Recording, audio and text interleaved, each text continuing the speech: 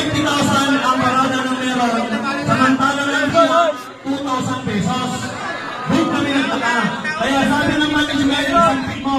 Kung hindi mo isampik, tignan mo yung tarik. Oh, wala tayong magawa. Nakita ang tarik, habulin tayo. Diyan ka lang, may tawagan ng pulis.